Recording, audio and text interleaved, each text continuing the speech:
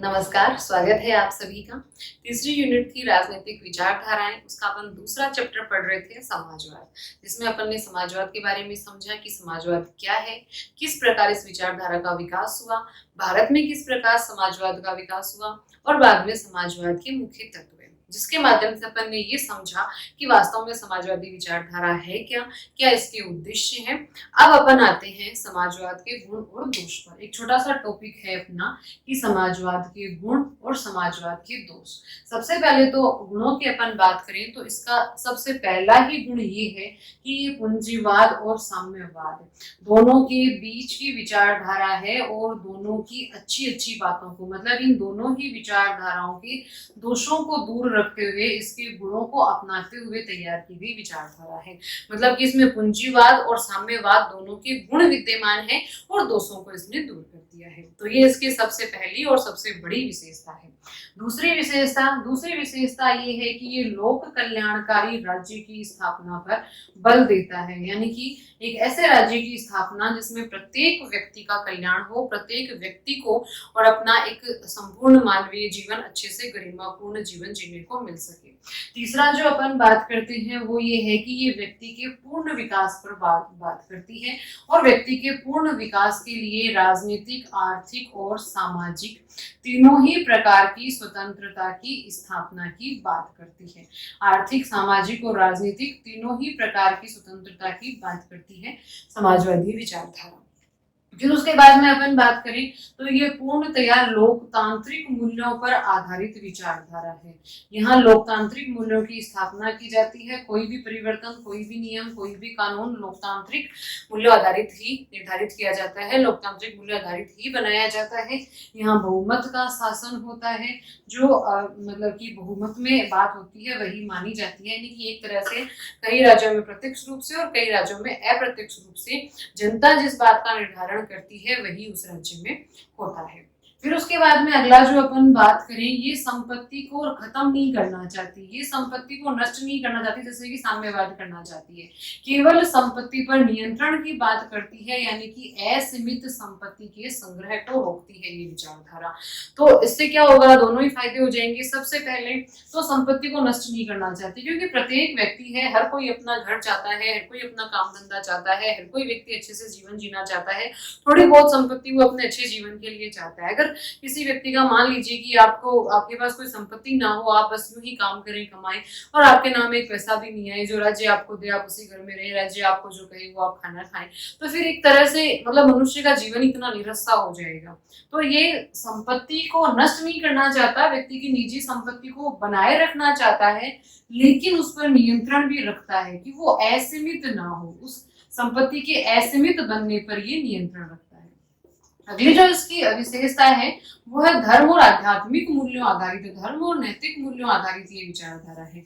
मतलब कि पूंजीवाद ने धर्म को साइड में रख दिया था, साम्यवाद ने तो पूर्णतः धर्म को नकार ही दिया था। ये विचारधारा ऐसी है जिसने कि धर्म को, नैतिकता को, आध्यात्मिकता को एक महत्वपूर्ण स्थान दिया और वास्तव में मिलना भी चाहिए। अगर अपन किसी भी धर्म को असली रूप में समझें तो वास्तव में उनकी बातों को मानने से कोई भी व्यक्ति एक श्रेष्ठ व्यक्तित्व बन सकता है। ये बात सच है, क्योंकि कोई भी धर्म है वो हमेशा प्रेम, भातृत्व, सहयोग की शिक्षा देता है, लालच है, घृणा है, ऐसी चीजों से दूर रहने की शिक्षा देता है। तो असली मायने में अगर कोई व्यक्ति धार्मिक हो जाए तो निसंदेह वो एक शानदार व्यक्तित्व बनता है, वो एक सकारात्मक व्यक्तित्व बनता है। तो ये वो विचारधारा है जिसने कि धर्म को, नैतिकता को, आध्यात्मिकता के मूल्यों को समझा और उनका राज्य में एक विशेष स्थान दिया। तो ये इसकी मुख्य विशेषताएं हैं। फिर दूसरा अपन बात करेंगे स्वतंत्रता और समानता दोनों को स्थापित करना चाहती है, दोनों में एक सामंजस्य बनाना चाहती है।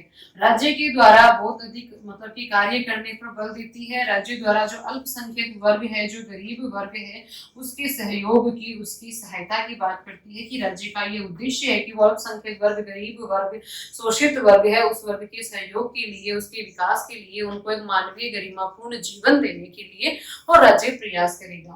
फिर अगली जो अगर अपन विशेषता लेंगे उसकी वो है मानवीय गरिमा में विश्वास, मानवता में विश्वास। ये सबसे ऊपर जो महत्वपूर्ण और महत्व देते हैं जिस बिंदु को, वो है मानवीय गरिमा। तो मानवीय गरिमा को यहाँ इस विचारधारा में बहुत अधिक महत्व दिया गया है। तो ये थे समाजवादी विचारधारा के गुण। अब अपन लेते हैं समाजवादी विचारधारा के दोष, कि इसके दोष क्या क्या हैं। देखिए अभी अपन ने पढ़ा, इसके तत्व भी पढ़े और अपन ने इसके गुण भी पढ़े, तो ये दोनों ही पढ़कर ये समझ में आता है कि वाकई में ये एक बहुत ही अच्छी विचारधारा है कि एक तरह से ये स्वतंत्रता की बात करना चाहती है, लोक कल्याणकारी राज्य की बात करना चाहती है, मानवीय गरिमा की स्थापना करना चाहती है, मान सम्मान की बात करना चाहती है और अच्छी विचारधारा है। इसीलिए बहुत सारे देशों के संविधान में इसको मान्यता दी गई है और इसकी स्थापना के राज्य प्रयास करते हैं। इन सब बातों के बावजूद समाजवादी विचारधारा के कुछ दोष हैं जिनके बारे में अपन अध्ययन करते हैं। सबसे पहला दोष इसका यही है कि यहाँ एक स्पष्ट विचारधारा का अभाव है। यहाँ इनके विचार मतलब कि स्पष्ट विचारधारा नहीं है कोई यहाँ पर, क्योंकि अपन देखें कि ये पूंजीवाद और साम्यवाद दोनों विपरीत विचारधाराएं थी, दोनों विपरीत विचारधाराओं के संयोजन से मिलकर बनी है ये, उनके गुणों को लेकर बनी है ये, हालांकि दोषों को दूर करके बनी है ये, लेकिन फिर भी कई बार इनकी विचारों में विरोधाभास पाया जाता है। इसलिए इस विचारधारा के जो विचारक हैं वो भी आपस में और कई बार मतभेद रखते हैं। तो इस तरह से एक स्पष्ट विचारधारा नहीं है। अपन इसको पूरी तरह से जब अपन समझने की कोशिश करते हैं तो अपन खुद उलझन में चले जाते हैं कि आखिर कहना क्या चाहते हैं। एक जगह इन्होंने कुछ बात की, दूसरी जगह अपन उसका विरोधाभास पाते हैं। तो एक तरह से ये एक स्पष्ट विचारधारा नहीं है। दूसरा जो इसका मुख्य दोष है वो यही है कि इसी में ले लेंगे अपन, एक दूसरे के विरोधी तत्वों को स्थान है यहाँ पर। एक दूसरे के विरोधी तत्वों को स्थान कैसे है, इसका एक अपन उदाहरण लेते हैं कि सबसे पहले ये लोकतंत्र की स्थापना करना चाहता है और लोकतंत्र के बाद में ये समाजवाद की स्थापना करना चाहता है और समाजवाद नियंत्रण की बात करता है। तो ये दोनों एक दूसरे की विपरीत विचारधाराएं हो गई, लोकतंत्र और नियंत्रण। लोकतंत्र पूर्णतः लोकतांत्रिक समाज जहाँ जनता ही निर्णय लेती है, जनता ही कानून बनाती है या जनता के द्वारा चुनी हुई सरकार कानून बनाती है, मतलब स्वतंत्रता।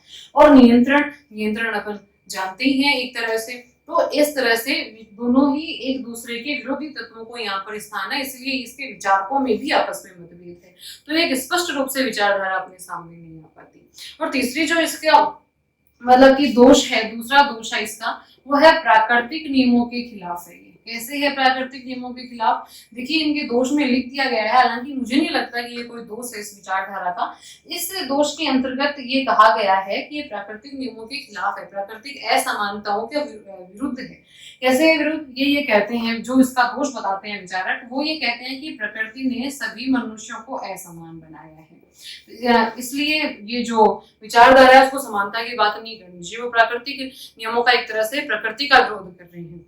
ये हम सभी जानते हैं कि बिल्कुल प्रकृति ने हम सबको असमान बनाया है। कोई भी दो मनुष्य एक जैसे नहीं होते, दिखने में व्यवहार एक जैसा नहीं होता, बौद्धिक कौशल एक जैसा नहीं होता, शारीरिक मतलब कि बल से सभी मनुष्य एक जैसे नहीं होते, ये बात सही है। और इसी बात को कहकर विचारक इसका एक दोष बताते हैं समाजवादी विचारधारा का, कि प्रकृति ने हम सबको असमान बनाया है, तो फिर एक समानता आधारित समाज कैसे स्थापित हो सकता है, यानी कि सभी लोगों को समान कैसे बनाया जा सकता है।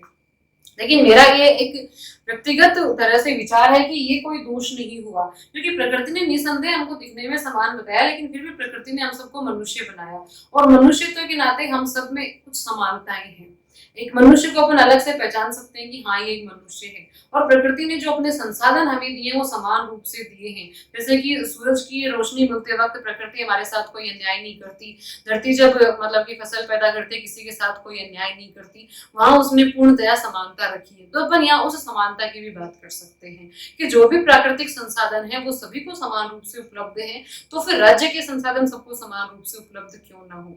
और समाजवाद भी तो कोई ऐसी समानता की बात नहीं करता है कि सारे मनुष्य एक ही तरह की नौकरी करेंगे, सारा मनुष्य एक ही तरह के कपड़े पहनेंगे।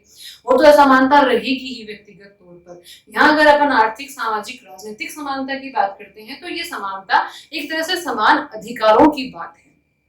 लेकिन ठीक है, हमारे सिलेबस में इसको दोष के रूप में लिखा गया है, विचारक ये दोष मानते हैं, तो उस अकॉर्डिंग इसमें ये बात अपन को कहनी, बतानी या लिखनी है कि विचारकों का ये कहना है कि प्रकृति ने सबको असमान बताया है और समाजवाद सबको समान रखना चाहता है, समानता आधारित समाज की स्थापना करना चाहता है, तो वो प्राकृतिक मूल्यों के एक तरह से विरोध में है या खिलाफ है।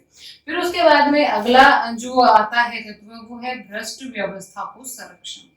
ये देखिए भ्रष्ट व्यवस्था को संरक्षण कैसे, ये एक इनका दोष ये कह रहे हैं कि राज्य, और ये दोष है भी अपन मान सकते हैं कि राज्य का क्या होगा, इससे कार्य क्षेत्र में बढ़ोतरी होगी। राज्य को बहुत अधिक कार्य करने पड़ेंगे, और ये अपन सभी जानते हैं कि जैसे ही राज्य को बहुत अधिक कार्य करने पड़ेंगे तो एक नौकरशाही वर्ग की स्थापना होगी। और ये माना जाता है कि ये नौकरशाही वर्ग ये जितना ज्यादा होगा, जितने इसके अधिकार होंगे, ये भ्रष्ट व्यवस्था अपनाएगा, लाल फीताशाही जैसी भ्रष्टाचार जैसी समस्याएं समाज में आएंगी।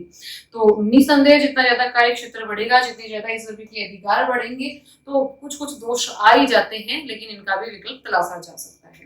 तो इस तरह से ये समाजवादी विचारधारा के कुछ दोष थे, लेकिन ये भी हकीकत है कि जिस तरह से लोकतंत्र का कोई पूरक नहीं है, उस प्रकार समाजवाद का भी कोई पूरक नहीं है।